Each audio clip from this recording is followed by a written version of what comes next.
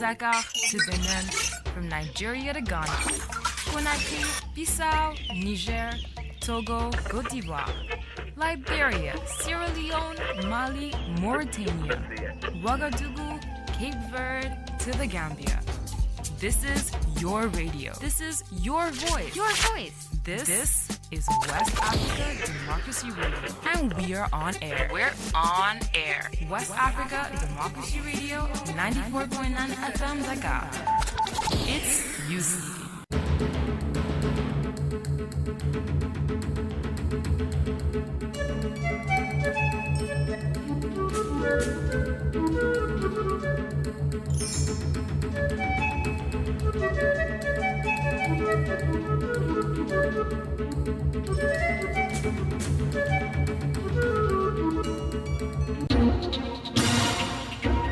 WADR, promoting dialogue. It's midday in Dakar, 1 o'clock in Porto Novo. Good afternoon and many thanks for staying tuned to West Africa Democracy Radio, broadcasting on 94.9 FM and around the world on WADR.org. This is NEWSLINK, and here are the top stories.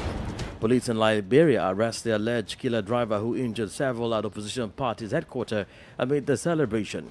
German federal prosecutors request a guilty verdict for by-law alleged murder for renowned Gambian journalist Haidara.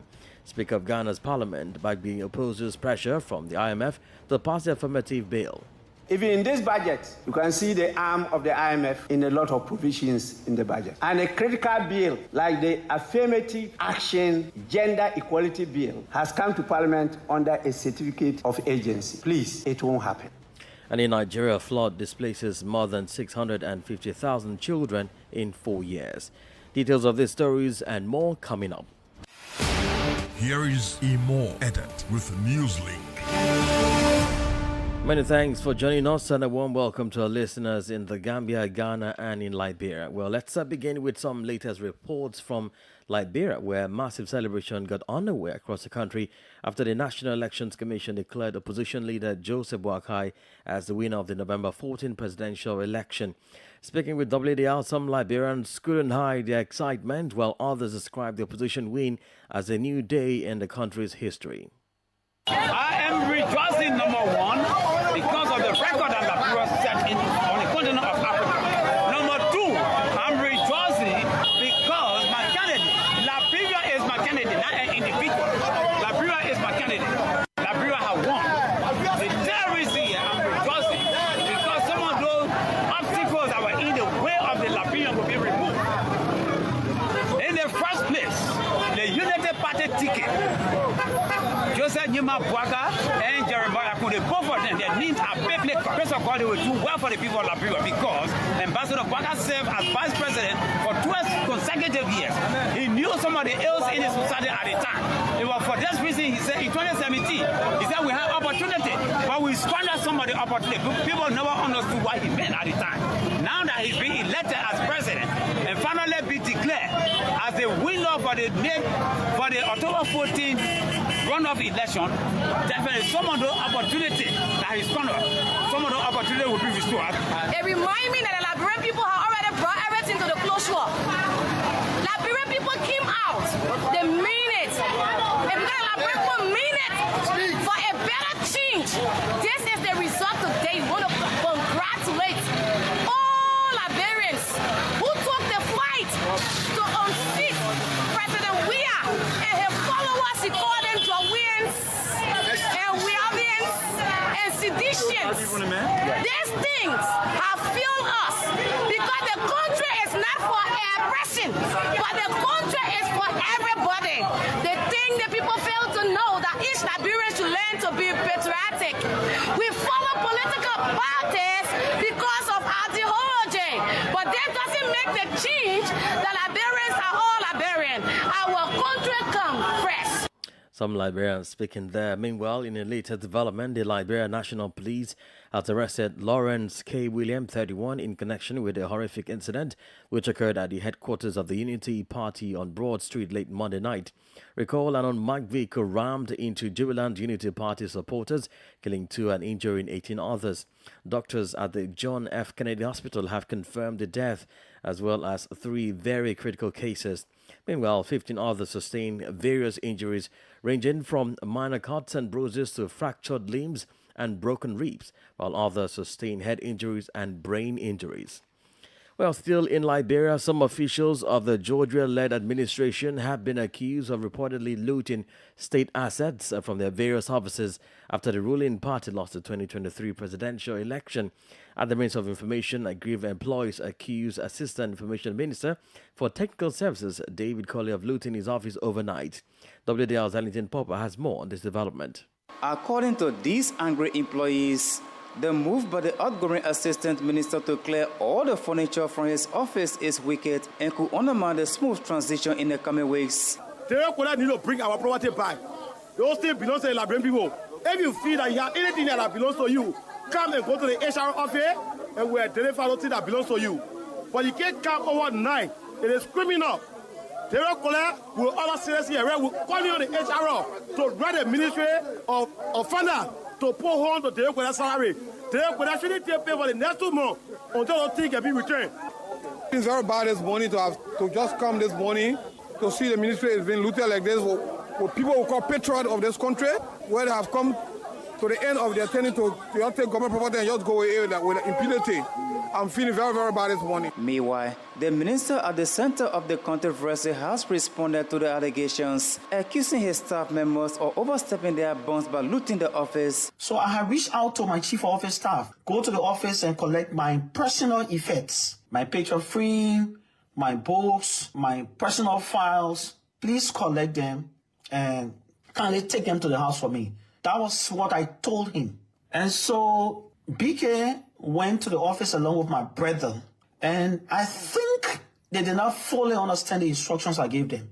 You know, in any form of reasoning, I would not instruct my office staff or anybody to go to my office to cause my office to look desolate like the way I saw those pictures on Facebook. At this point, the United Methodist Human Rights Monitor is calling on state securities to take appropriate actions to avoid the stealing of state assets by outgoing public officials. Outgoing government officials, ministers, are looting public offices. It's wrong. We are calling on the Ministry of Justice, the National Police, Patrick Sudu, the Minister of Justice, on all the different security apparatus responsible for security in our country to ensure that they should put out a robust response team to the different public entities so that these unscrupulous individuals who are considered now as criminals can be arrested. Because you cannot, what do you expect for the new administration to get money from resources to buy new decks? To curb the practice, several employees at various public institutions have volunteered to assist in protecting state properties. For NEWSLINK on West Africa Democracy Radio, I'm Darlington Popper in Monrovia. In the Gambia, the federal prosecutor in the trial of former President Yahya Jammeh's hitman by law has called for a guilty verdict for the alleged perpetrator. The prosecutor and plaintiffs made the request during their closing argument in the ongoing trial of the assassination of prominent journalist and co-publisher of the Point newspaper, Deida Haidara. From Banjo, Sankuli Janko has more in this report. Prosecutors Pierre Stoll and Patty Crocker requested for the accused by law to be found guilty of the killing of Deida Haidara and Moduyazi and for the attempted killing of Usman Silla as crimes against humanity committed by Yahya Jammeh and his government against the Gambian people. The prosecutors reportedly summarized all evidence heard in the trial, which proved that all crimes had been ordered and masterminded by Yahya Jammeh. The crimes, according to the testimonies, were executed by Jammeh's killing squad, the Junglers, with the help of the accused who served as the driver during the operation. The prosecutors also argue that crimes of this nature were often committed by Jammeh's regime, describing it as a part of a widespread and systematic attack on the Gambian civilian population. Although the crimes were committed in the Gambia, they are also punishable as murder and attempted murder under the German criminal law. Family members of victims Omar Nyasi and Baba Haidara, while addressing the court, spoke about the effects the deaths of their loved ones have had on them. Baba Hydra praised the German court system for their efforts to deliver justice, while calling on the international community and the Gambia government to emulate the German judiciary. For NEWSLINK on West Africa Democracy Radio, I'm Sankolo Janko reporting from Banjul. More stories coming up on West Africa Democracy Radio. NEWSLINK continues. And to more stories now, the Guinean Minister of Justice said a rogatory commission has been sent to Senegal to hear Guinean opposition leader Cellou Dalein Diallo. The former Prime Minister has been exiled in Dakar for over 2 years because of his alleged involvement in the sale of Air Guinea in 2002 when he was Minister of Equipment and Transport. Although all the defendants have already been heard and charged by the court for the repression of economic offences, Cellou Dalein Diallo accuses the ruling military of wanting to use this case to keep him out of future presidential elections. Abdullah Hassan tells us more in this report by WDL's channel Alpha Ibrahim Abade in Conakry. The information was revealed by the Minister of Justice, Alphonse Charles-Wright. Cellou Dalein Diallo, president of the Union of Democratic Forces of Guinea, UFDG, is accused of alleged corruption and illicit enrichment in connection with the sale of 2 aircraft belonging to the airline Air Guinea in 2002. The opposition leader has never appeared before the court for the repression of economic offences to be heard. This time, according to his lawyer, Amadou Diallo, the former Prime Minister is ready to answer the questions of the committee. Mr. Cellou Dalein Diallo has always been available to cooperate with the Guinean justice. Remind you that he has been summoned irregularly twice. So there too, if you want, it is a call that will be addressed to him in the case of his request commission. If it is regular, there is no reason for Cellou Dalein Diallo not to respond to the call to be heard. The former Guinean Prime Minister's lawyer continues to denounce the proceedings against his client in the Air Guinea case. According to Diallo, his client should only be heard as a witness. He denounces a judicial cabal against a serious contender in the forthcoming presidential elections in Guinea. In this matter, the real people concerned are calm. It is Mr. Cellou Dalein Diallo who is being disturbed, but the real person in charge of the Air Guinea sale session is the Minister of Finance. And the Minister of Finance has carried out the operation in accordance with the 2001 law on privatization. The former Minister of Finance, the former Director of Procurement at the time of the event, and the buyer of the plane, El-Haj Mamadou Sila, were heard by the judge investigating the case. They were all charged and placed under judicial supervision. The report was filed in by WDL's channel Alpha Ibrahim Abade in Conakry and voiced by Abdullah Hassan. Well, in Mali, Clement Dembele is still in police custody at the Judicial Investigation Brigade. Recall Clement Dembele, president of the Form Against Corruption platform, was arrested following the broadcast of a video in which he threatened to kill the interim president, Colonel Assimi Goïta, and his family. He was due to appear before the public prosecutor for the fight against cybercrime. There has been no news from him, and those close to him are already worried. Sang Donald Mendy has more in this report by WDL's correspondent in Bamako, Aliou Cham. Clement Dembele was arrested by the Judicial Investigation Brigade at the end of last week as he was preparing to host a conference to denounce the electricity cuts, but also to celebrate the army's entry into Kidal. For several days now, a video has been circulating showing a photo of Clement Dembele pointing a finger at Colonel Assimi Goïta, the transitional president. The voice accompanying the image resembles that of the activist. In its Bambara and threatens the president of the transition and his family. The document went viral on Monday. The man appeared before the prosecutor of the cybercrime unit before being remanded in custody. Those close to him say they have no news of him. However, they plan to hold a meeting in the next few days to protest against, and I quote, an arbitrary arrest. Musa Usman Toure is president of Network of Association Fighting Corruption and Financial Delinquency. Unfortunately, we have had no news from him. In the coming days, we will be organizing a press conference not only to denounce this breach of procedure, but also to demand his release once again, because the charges against him do not hold water. Usman Toure is one of those who last saw the activist. Sang Dana Mendy there, voicing that report filed in by WDR's Bamako correspondent Ali Cham. Well, Ghana's Speaker of Parliament, Alban Bagbin, is opposing what he says is pressure from the International Monetary Fund, IMF, for the country to pass the Affirmative Action Bill. The bill, which is currently before the Committee of Gender, Children and Social Protection, was presented under a certificate of urgency. For decades, Ghana has attempted to pass the bill, but to no avail. Promises by the current President Nana Akufo-Addo to have the bill passed are yet to see the light of the day. While acknowledging the importance of the bill, Speaker Bagbin maintained a bill of such magnitude requires extensive consultation, hence the House cannot be rushed into passing the bill in a haste.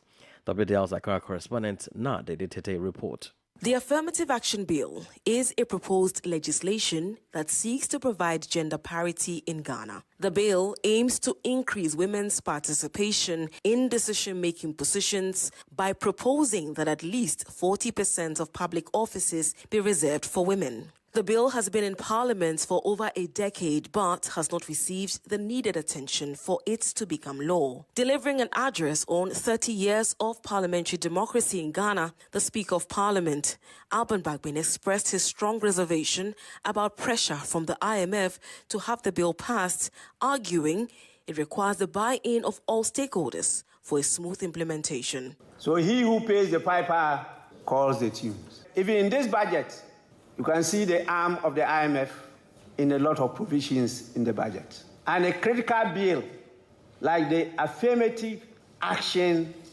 Gender Equality Bill has come to Parliament under a certificate of agency. Please, it won't happen. We will not be dictated to by IMF. That one, you can be sure. Not this bill. Mr. Bagbin averted the minds of the IMF to timelines set by the International Parliamentary Union for the achievement of gender parity, as he insisted the bill would not be passed under a certificate of urgency. The IMF should know that Interparliamentary Union has fixed 2040 for all parliaments in the world to reach gender parity, 50-50. Not only in Parliament, but outside Parliament. Proponents of the bill argue that the Affirmative Action Bill presents itself as the most definite way of ensuring women's adequate representation in Ghana's decision-making spaces. They point to various African countries, such as Rwanda, Guinea, Senegal, among others, where the strategy has worked. For West Africa Democracy Radio, Nadidi Tete, Accra. You're listening to NewsLink on West Africa Democracy Radio 94.9 FM Dakar. Here is a reminder of our top stories. Police in Liberia arrest the alleged killer driver who injured several at opposition party's headquarters amid the celebration. German federal prosecutors request a guilty verdict for Bailo alleged murder of renowned Gambian journalist Aidara. Speaker of Ghana's parliament, Bagbin opposes pressure for the IMF to pass the affirmative bill. And still ahead in Nigeria, flood displaces more than 650,000 children in 4 years. We do have a guest interview segment, the press review and sports news. Please stay with us. West Africa Democracy Radio. It's you speaking. We're streaming live on WADR.org. Now, no fewer than 650,000 Nigerians have been displaced by flooding in 4 years across the country. According to Jerida Birukila, the UNICEF chief of field office in Kaduna State, the displacement, according to the UN agency, occurred between 2016 and 2021. Birukila said this on the occasion of the commemoration of the World Children's Day on Monday, theme Impact of Climate Change on Children.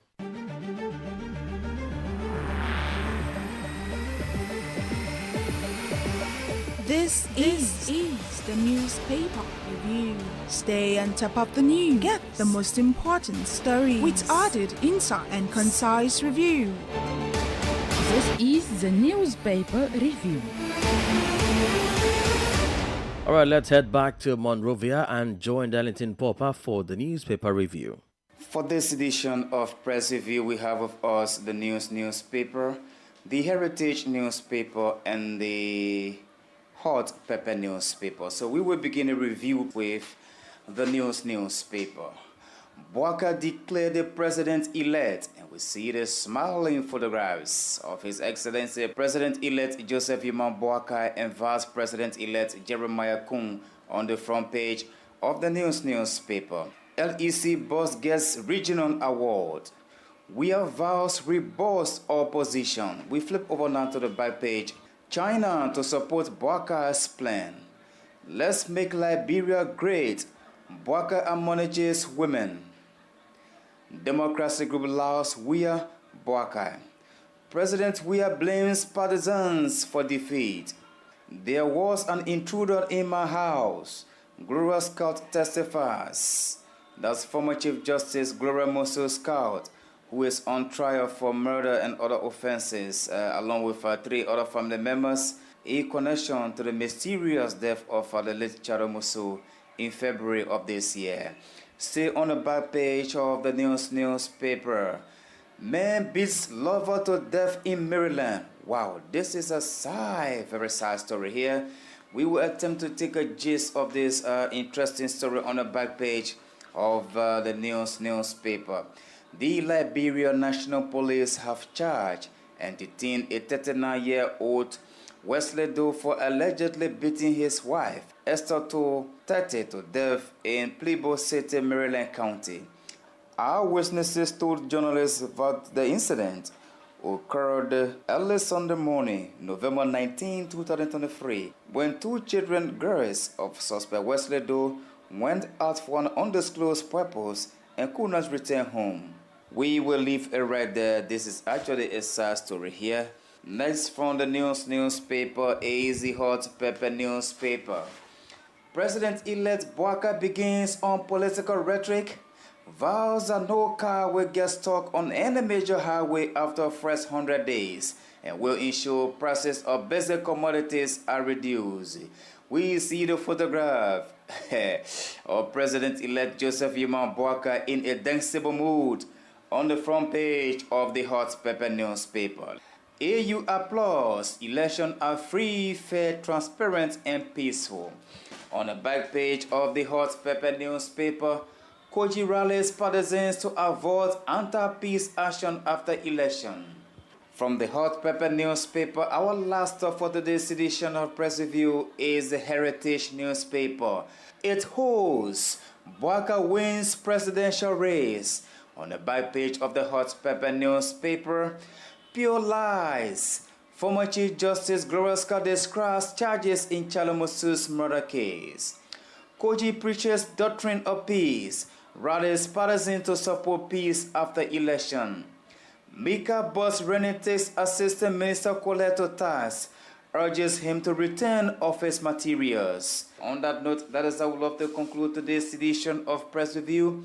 But before we go, these are the newspapers we actually followed on today's edition. We followed the newspaper, the Hot Pepper newspaper, and the Heritage newspaper was our last stop. On that note, thank you so much for following Press Review, and bye-bye. Indeed, many thanks, Darlington Popper, for the review. Politics, analysis on major news, social matters, and all. This is A Guest. Well, we stay in Liberia, where there have been a series of developments heralding the victory of opposition leader Joseph Bouaka in the just concluded presidential rerun election. First, several of his supporters were killed and others injured when a car driver, now arrested, rammed into the group while celebrating the party's victory. Second, there are alleged reports and accusations of some officials of the outgoing government looting as their tenure comes to an end. Well, let's make a sense of all of this happening in the past 24 hours as we join Aaron Ware and independent analyst Imon Rovia. It's very suspicious. It's difficult to just explain this as just a simple accident. I don't want to rush into any conclusion as the investigation is ongoing, but there's the timing of it.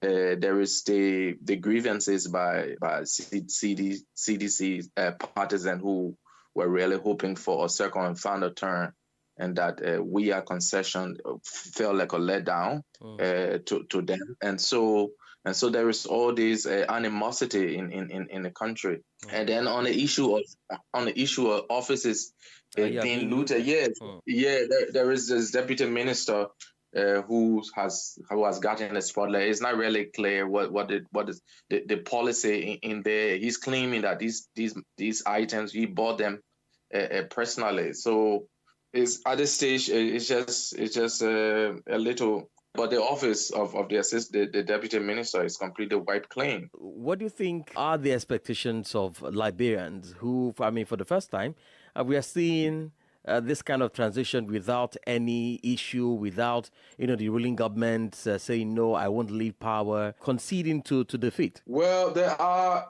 the Unity Party, on Facebook, there are a lot of taunts. There are a lot of booing at seditious or the CDC's partisans. So there beneath all of this, there is a zero-sum attitude.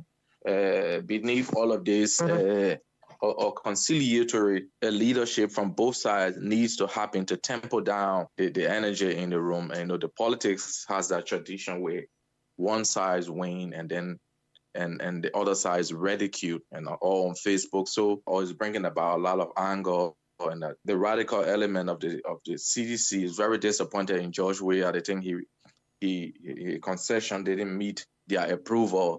There was an element of them that wanted to go to court. And Weah went about and believing in he's been a peace ambassador in Liberia for a long time, and he saw. Aaron Weah is an independent analyst in Monrovia.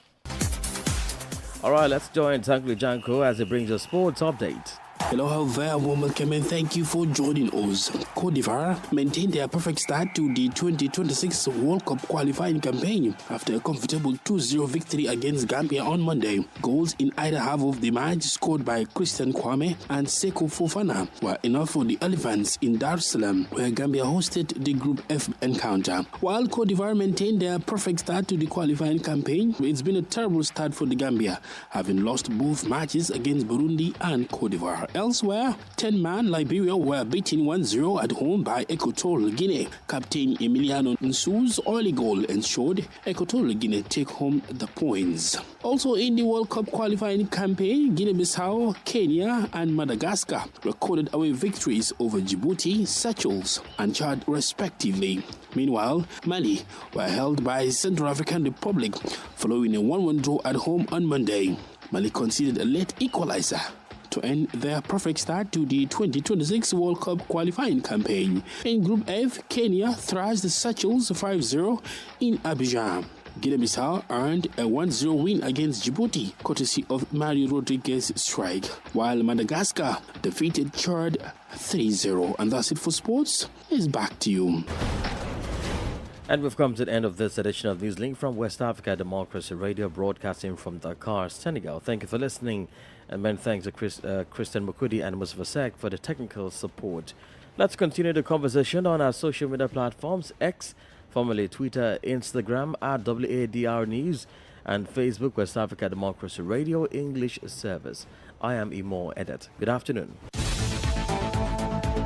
And many thanks to you for listening to NewsLink via Hot 104.3 FM, Newmi FM 94.0, and Veritas Radio 102.9 in Banjul, the Gambia. We also appreciate our listeners in Liberia via Alternative Youth Radio 98.9 FM, Lofa County.